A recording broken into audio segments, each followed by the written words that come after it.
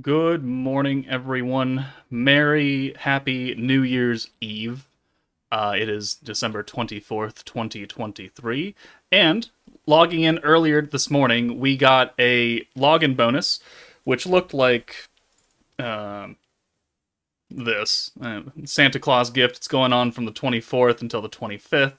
So we got two free tickets. We got a 10% EX character rate, and this is just a very generic character ticket. We'll go and check out what's in there. And then we got a selector ticket, a Happy Holidays 2023 Redux character free choice ticket.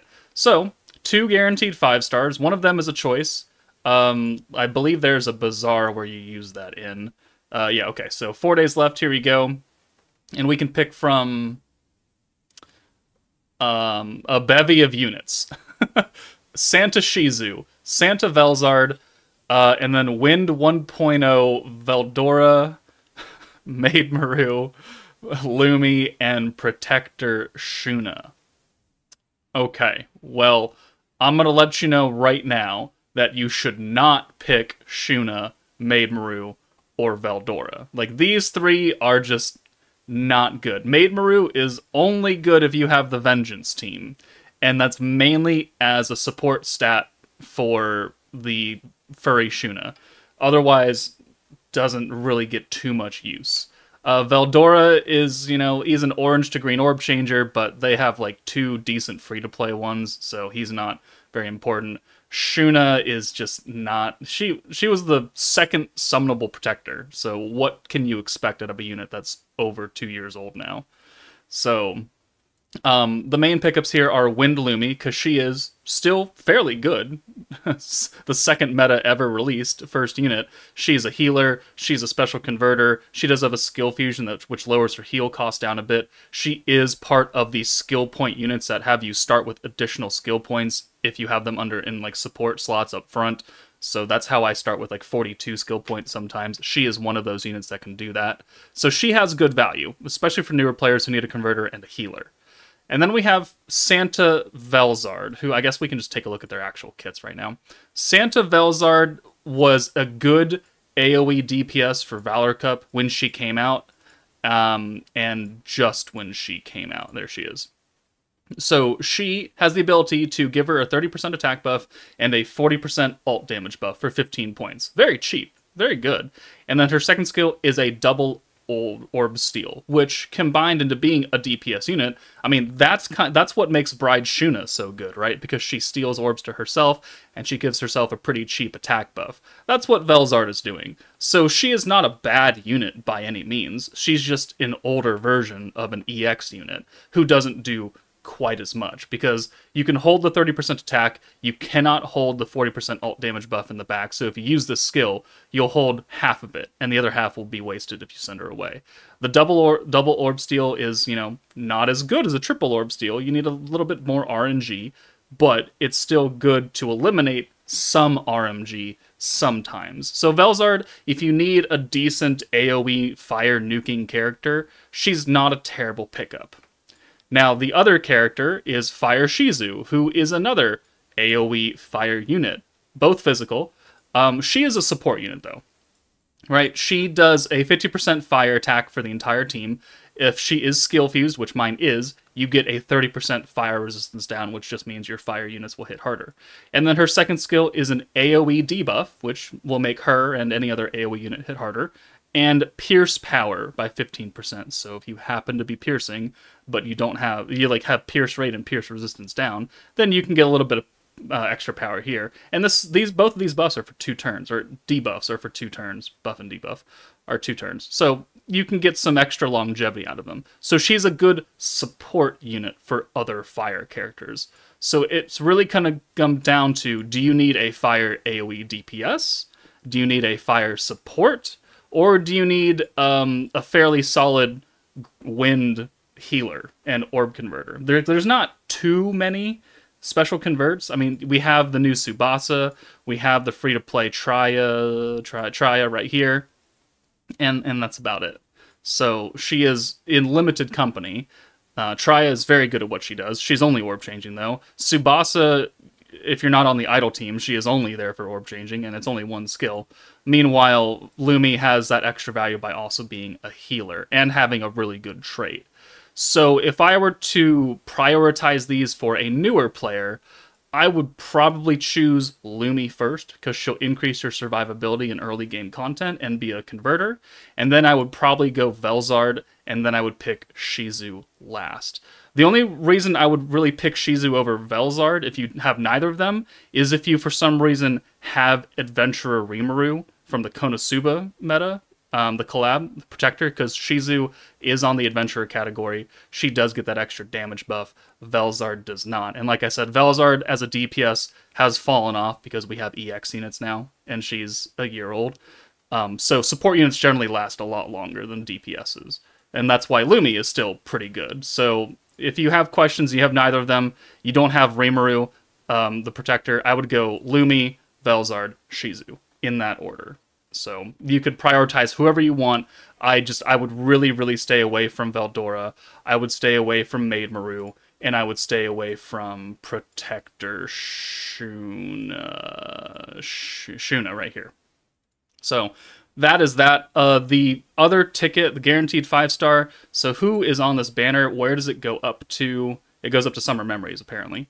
So yeah, so we've got Hinata, Lumi, Milim, Shizu, and then we've got a whole bunch of other characters. We've got so this is Fantasy Milim, this is Fount of Wisdom Rimuru, this is Goddess of Destiny Rain. So yeah, it does go up to the Summer Memories characters, which is a pretty good batch of characters. It's just, it doesn't have Wielder of Magic, it doesn't have Visions of Coleus, and it doesn't have the idols, which are very recent metas. So the odds of you pulling something are good here, and you know, let's do it now. Let's try and pull a useful unit. And we know it's a 5-star, so the animation doesn't matter. But alongside that, in 2 days' time, on the 26th at 3 a.m. my time, whatever time that translates to you, my time is PST, Pacific Standard Time, we will have the developer live stream, and they will be going over the new New Year's meta. All right, what do we get here? Is this Dark Shinsha? Oh, I can actually use that. Oh, that's huge. That's actually good. Oh, actually, you know what? I am pretty happy with it. Let's go feed that in right now. I can actually use Dark Shinsha, one of the very rare ones. She's only 84. Okay, you know what? Good. As long as I can use it. It doesn't have to be an EX character, as long as I can use it. So, perfect. I'm pleased with that. Merry Christmas to me, right? Okay, so that puts her up to 88. And so the only copy that has an 84 dupe is Fire Benimaru. Which, okay, so, alright. But, moving back to the topic, here is the live stream link. I'll have this in the description down below. But in 36 hours, December 26th at 3 a.m. my time, we will have the next live stream. It is live, because we have the MC here, instead of it being like a developer diary where it was just Onishi talking to a camera. And this will tell us of the New Year's units. Now, we don't know what the New Year's units are yet. I did a video a couple days ago, last week I guess, where I was like, will it be New Year's themed like last year? Will it be antagonist themed with like Cleash and the Awakened Shinsha and Awakened Isis meta? Very possible. But looking at, you know, what this is, what we've gotten for the last 2 New Year's times, it's pretty apparent of what we're gonna get. So we got Rimuru, Milim, and Gabta on December 28th, which is when we're going to get the new meta, is December 28th, because that's when the idols leave. So we're going to get the live stream on Tuesday morning, and then we're going to have to wait a day, and then on the 28th at 6 p.m. my time, we will be summoning for the new meta. But the New Year's 2022, technically, was Fire Milim and Fire Rimuru Protector, who was in kind of kimono-looking outfits. This Rimuru right here, Chancellor of Prosperity, and then Fire Milim, who was most definitely in a kimono. So we have that. And then, going down to next year, we have Light 3.0 with Raphael and Shuna and Milim and Lumi, who were very much also in kind of New Year's, more fantasy-ish garb, but definitely festive. And they were on the New Year's Blessing team, which doesn't currently have a leader. So, if we look at the New Year's Blessing team in general and what could be on that, I'm gonna tell you, it's pretty sad. It's yeah, we got the free-to-play Shuna from the Fire meta, and then we've got the New Year's last year units, and the free-to-play Soka. So there's not a lot here. And plus, half of them are physical. Well, actually, no, one of them is physical. The rest of them are magic, because back then it didn't really matter that Shuna was magic. So, could we see a New Year's meta?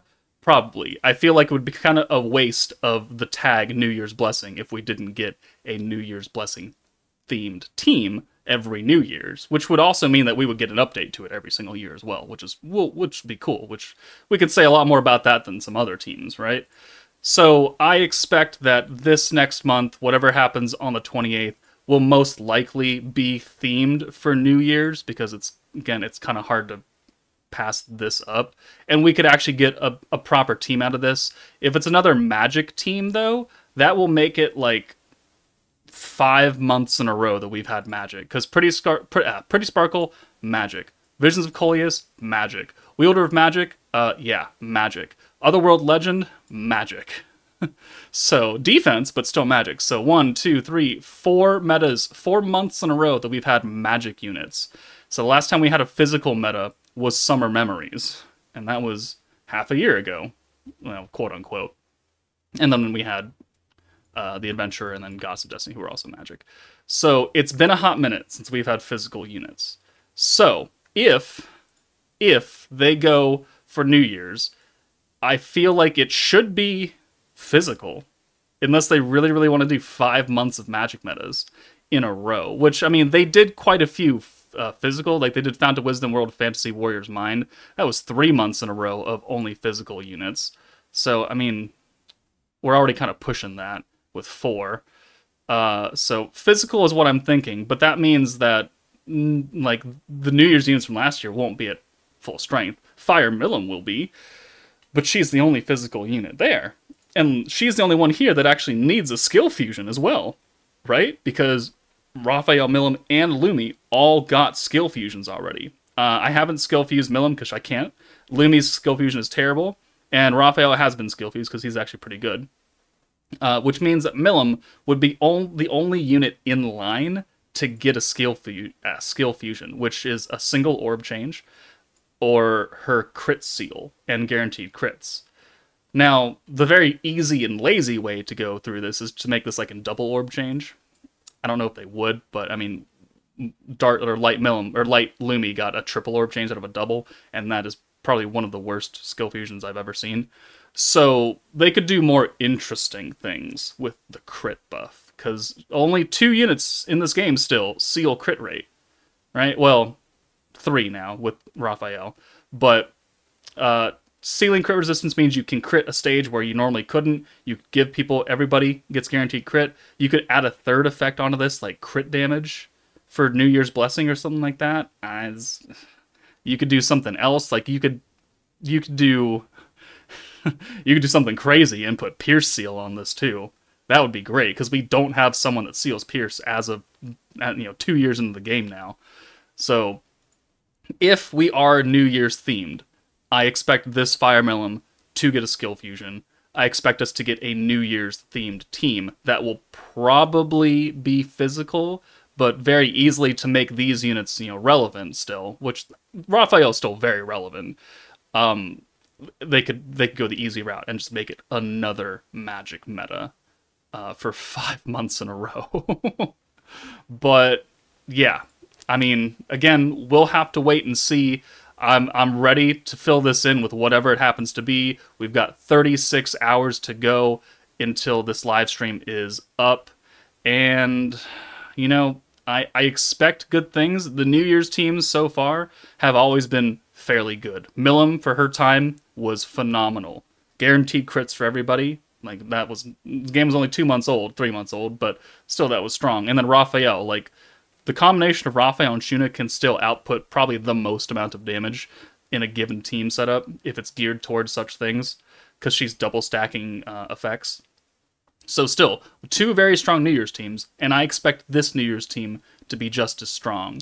So I'll leave this link in the video description. We will be live in my Discord at 3 goddamn in the morning on Tuesday, the 26th. So if you want to, please join me for, after Christmas festivities. But, yeah, this week should be interesting. Live stream, off day, and then summons. So let me know what you guys think of my predictions, and what did you pull off of your free tickets? I know I only did the one ticket. That's the only one I really care about. Everyone else I can't use in that selector. But yeah, let me know in the comments below. But that's it for me, guys. Take it easy. Have a Merry Christmas, and I'll see you all on Tuesday.